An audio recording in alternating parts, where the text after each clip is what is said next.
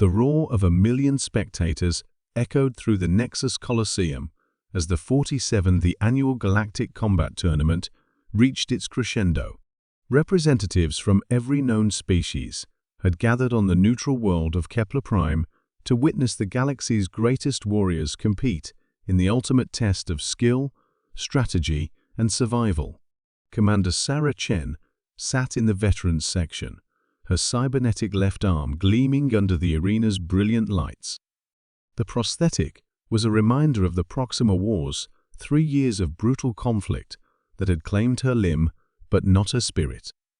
Now retired from active military service, she served as a combat instructor for the Terran Defense Academy.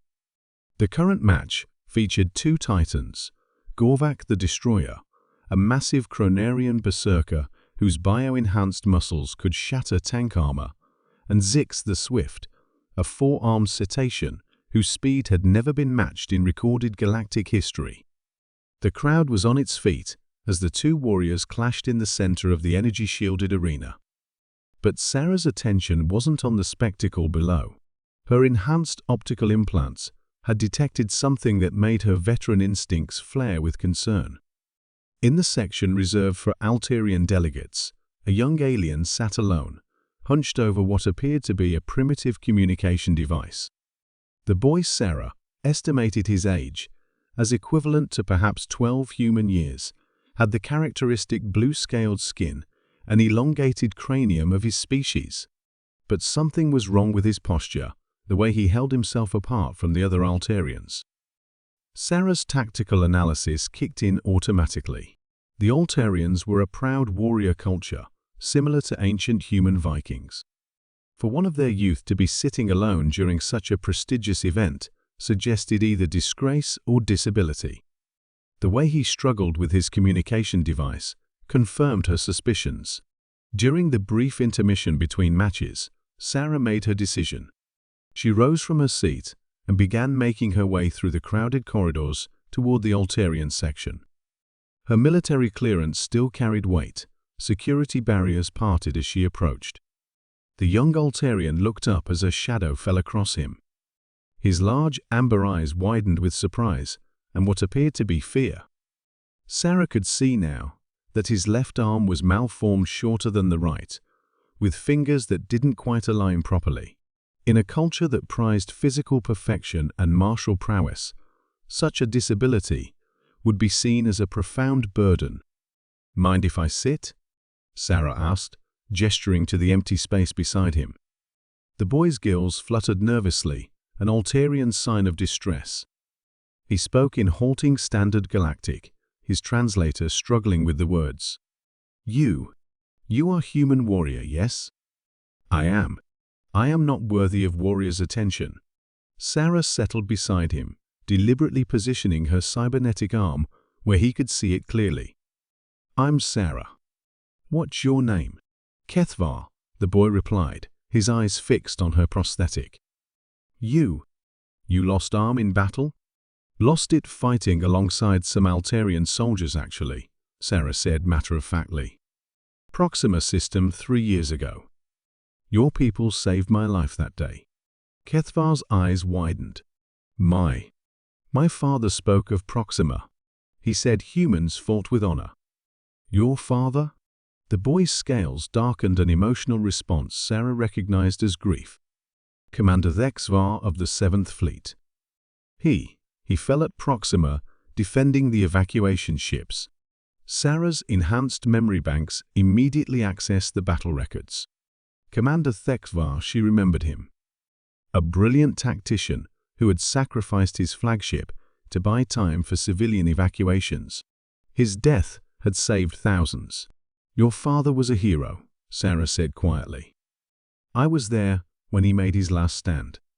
The entire human fleet mourned his loss. Tears clear, crystalline drops that Alterians shed when overwhelmed began flowing down Kethvar's scaled cheeks. "But I cannot follow his path. I am broken, weak. The clan council says I bring shame to his memory." Sarah watched as the young alien struggled to operate his communication device with his malformed hand. She recognized the design, an obsolete model, probably given to him as charity rather than the advanced neural interfaces his peers would use. "May I?" she asked, gesturing toward the device. Kethvar hesitated, then handed it over. Sarah examined it briefly, then began making rapid adjustments using tools from her utility belt. Her cybernetic fingers moved with precise mechanical accuracy, recalibrating the interface. "Strength isn't just about what your body can do," she said as she worked. "Your father understood that. The battle where he died. His strategy, his decision to sacrifice himself that wasn't physical strength. That was courage, wisdom, and love for his people." She handed the device back, now modified with adaptive controls that would respond to his unique physiology. "Try it now." Kethvar's eyes widened as the interface responded smoothly to his touch. Text flowed across the screen, commands executed with precision. "How did you?" 20 years of field modifications, Sarah smiled. "You learn to adapt when standard equipment isn't enough." From the arena below, the announcer's voice boomed as the next match was introduced. But Sarah remained focused on the young Altarian beside her. "Tell me, Kethvar, what do you want to do with your life?" The boy's gills fluttered again, but with excitement, this time rather than fear. I dream of designing ships. Not just any ships, exploration vessels that could venture into the unknown regions, but the Academy says. "The Academy says a lot of things," Sarah interrupted, "but they don't see what I see." She activated her personal holopad and pulled up technical schematics, advanced human starship designs that were classified at levels most civilians never saw. "These are mine. Ships I designed during the war, each one adapted for specific missions and crew requirements." Kethvar stared at the rotating holographic blueprints with wonder. You designed these?" "Engineering was my specialty before I became a combat instructor." "Want to know a secret?" Sarah leaned closer. "The best designs come from people who understand limitations. People who've had to overcome obstacles, find creative solutions, adapt to challenges." She gestured toward his modified communication device. "Your perspective, your experience, that's not weakness. That's the foundation of innovation." Below them, the crowd erupted as another match concluded. But in the upper tiers of the Colosseum, a different kind of victory was taking place.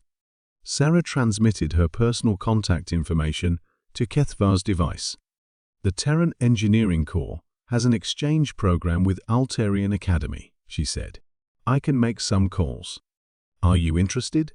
Kethvar's scales brightened to an almost luminescent blue, the Altarian expression of pure joy. You would do this for me?" Sarah stood, placing her cybernetic hand gently on his shoulder. "Your father died saving people. I think helping his son find his path is the least I can do to honor that sacrifice." As she walked away, Sarah heard Kethvar calling after her, "Commander Chen, thank you." She turned back with a smile. "It's just Sarah. And Kethvar? Your father would be proud." The tournament continued around them, but for one young Altarian, the real victory had already been won. In a galaxy often divided by species, culture, and conflict, sometimes it took just one moment of compassion to bridge the gaps that seemed insurmountable. The stars themselves seemed to shine a little brighter that day.